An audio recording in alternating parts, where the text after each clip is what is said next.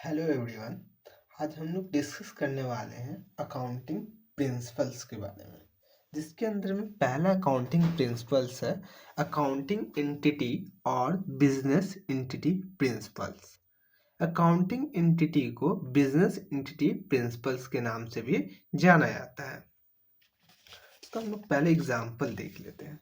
Business है और honour है। बिजनेस के अंदर जो अकाउंटिंग होती है वो बिजनेस के अकाउंटिंग जो होती है वो बिजनेस के asset, liability, income and expense को रिकॉर्ड किया जाता है। एंड ऑनर ने जो कैपिटल इन्वेस्ट कर रखा है 1 लाख रुपए का, वो क्या चीज़ है? लायबिलिटी है बिजनेस के लिए। बिकॉज अकाउंटिंग जो होती है वो बिजनेस के पॉइंट ऑफ व्यू से होती है और बिजनेस के अंदर ऑनर ने कैपिटल इन्वेस्ट किया है, तो बिजनेस को फ्यूचर में पे करना है ऑनर को। इसके लिए ये बिजनेस के लिए लायबिलिटी माना जाता है। बिकॉज इसलिए इसका अकाउंटिंग करने टाइम पे ऑनर ने जो कैपिटल इन्वेस्ट किया है उसको हम as an liability side show करते हैं। लायबिलिटी में वो कौन सा लायबिलिटी है? Internal liability. ठीक है। The accounting entries are recorded in the books of account from point of view of business, not the owner point of view. जो भी एंट्री पास करते हैं ट्रांजैक्शंस की बुक्स ऑफ अकाउंट में, वो बिजनेस के पॉइंट ऑफ व्यू से किया जाता है, ऑनर के पॉइंट ऑफ व्यू से नहीं किया जाता। The personal asset, liabilities and income and expenses of owner shall not be recorded. Owner का जो भी पर्सनल ट्रांजैक्शंस होगा, ऑनर का जो भी पर्सनल एसेट होगा, ऑनर का जो भी पर्सनल लाइबिलिटीज होगा, ऑनर का जो भी पर्सनल इनकम होगा, जो भी पर्सनल एक्सपेंसेस होगा, वो हम बुक्स ऑफ अकाउंट में रिकॉर्ड नहीं करते because of business entity principle. क्योंकि अकाउंटिंग एंट्रीज जो पास किया जा रहा है वो बुक्स ऑफ अकाउंट में रिकॉर्ड किया जा रहा है। और किसके बुक्स ऑफ अकाउंट में रिकॉर्ड किया जा रहा है? बिजनेस के बुक्स ऑफ अकाउंट में रिकॉर्ड किया जा रहा है। According to this principle, the amount invested by owner, that is capital, is treated as internal liability of business. Business entity principle की वजह से जो अमाउंट इन्वेस्ट किया गया ऑनर के द्वारा, that is capital, is treated as internal liability of business. Business कैसे मानती है? उसको इंटरनल लायबिलिटी मानती है because of business entity principle. इसमें क्या इसका कहना क्या है कि ऑनर ने जो पैसा इन्वेस्ट किया है बिजनेस के अंदर, वो क्या चीज़ है? ऑब्लिगेशंस है बिजनेस के इस पे, और इसे फ्यूचर में पे करना है बिजनेस को।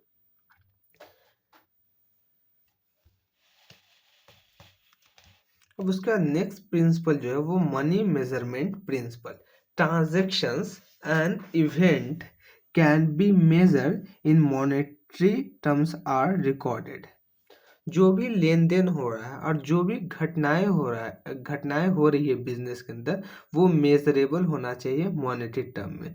उसको हम मेजर कर सके मॉनेटरी टर्म में, तभी जाकर के उसको हम बुक्स ऑफ अकाउंट में रिकॉर्ड करते हैं। Example, cash sales. Cash sales measurable है या नहीं मेजरेबल मॉनेटरी टर्म में? तो कैश सेल्स क्या चीज है? मेजरेबल है। तो यहाँ पे हम लोगों ने लिखा है रिकॉर्डेड और नॉट रिकॉर्डेड। तो कैश सेल्स मॉनेटरी टर्म में मेजरेबल है, तो इसको हम बुक्स ऑफ अकाउंट में रिकॉर्ड करेंगे। तो यहाँ पे लिख देंगे रिकॉर्ड। क्रेडिट परचेज किए हैं तो ये मॉनेटरी टर्म में मेजरेबल है, तो इसको बुक्स ऑफ अकाउंट में रिकॉर्ड करेंगे। एक्चुअल कैश का पेमेंट इंपॉर्टेंट नहीं है, ये मॉनेटरी टर्म में मेजरेबल है ना, तो इसको बुक्स ऑफ अकाउंट में रिकॉर्ड करेंगे। क्यों रिकॉर्ड करेंगे? Because of money measurement principal.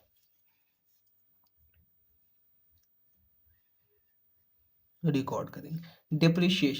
Depreciation को भी बुक्स ऑफ अकाउंट में रिकॉर्ड करेंगे, बट ये एक तरीके का नॉन कैश एक्सपेंसेस है। नॉन कैश एक्सपेंसेस कहने का मतलब इसमें एक्चुअल में कैश का पेमेंट नहीं होता है, फिर भी इसको बुक्स ऑफ अकाउंट में रिकॉर्ड करते हैं। क्यों रिकॉर्ड करते हैं? क्योंकि डिप्रिशिएशन जो चार्ज करते हैं वो एसेट की वैल्यू पे चार्ज करते हैं, एसेट पे चार्ज करते हैं। और एसेट परचेज करने के टाइम पे जो हम लोगों ने पेमेंट किया है उसको उस साल एक्सपेंस नहीं दिखलाते, उसको मल्टीपल ईयर में हम लोग राइट ऑफ करते हैं। इसकी वजह से डिप्रिशिएशन नॉन कैश आइटम होने की वजह से भी उसको बुक्स ऑफ अकाउंट में रिकॉर्ड करते हैं, बिकॉज इसका ऑलरेडी वन टाइम पेमेंट हो चुका है, बट इसको हम लोगों ने एक्सपेंस दिखलाया नहीं था जिस टाइम में इसका पेमेंट हुआ था एसेट परचेज करने के टाइम में। इसको मल्टीपल ईयर में राइट ऑफ करना था, जिसकी वजह से क्या चीज़ होगा, डिप्रिशिएशन नॉन कैश आइटम होने की वजह से, नॉन कैश एक्सपेंसेस होने की वजह से भी उसको हम बुक्स ऑफ अकाउंट में रिकॉर्ड करते हैं। तो डिप्रिशिएशन को रिकॉर्ड करेंगे। Quality of management, quality of management monetary term में मेजरेबल नहीं है, ये जिसकी वजह से उसको हम बुक्स ऑफ अकाउंट में रिकॉर्ड नहीं करेंगे, तो नॉट रिकॉर्ड।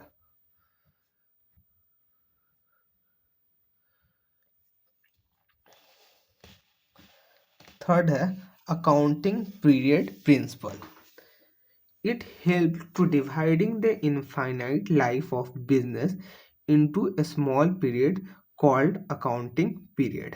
हम लोगों ने पढ़ा, एजम्पशंस पढ़ा, जिसके अंदर में देखा कि बिजनेस इनफाइनाइट लाइफ तक कंटिन्यू होगी, बट हम लोगों को फाइनेंशियल परफॉर्मेंस फाइंड करना होता है, फाइनेंशियल पोजीशंस फाइंड करना होता है, फाइनेंशियल परफॉर्मेंस करने का मतलब प्रॉफिट फाइंड करना होता है, लॉस फाइंड होता है, लॉस फाइंड करना होता है बिजनेस का, ठीक है। बट तो बिजनेस गोइंग कंसर्न एजम्पशन पे चल रही है, लेकिन उसका हम लोग को प्रॉफिट और लॉस फाइंड करना है, ठीक है, जिसकी वजह से क्या चीज़ हुई, अकाउंटिंग पीरियड प्रिंसिपल की रिक्वायरमेंट पड़ी कि बिजनेस तो इनफाइनाइट लाइफ तक कंटिन्यू होगी, तो उसके इनफाइनाइट लाइफ को एक पार्टिकुलर पीरियड में बांट दो, पार्टिकुलर पीरियड में बांट दो, और वो पार्टिकुलर पीरियड को किस नाम से जाना जाता है, अकाउंटिंग पीरियड हम लोग कहते हैं, जिसके अंदर हम लोग अकाउंटिंग पीरियड में मेजर करते हैं बिजनेस के फाइनेंशियल परफॉर्मेंस को, दैट इज प्रॉफिट और लॉस, एंड फाइंड करते हैं फाइनेंशियल पोजीशंस को,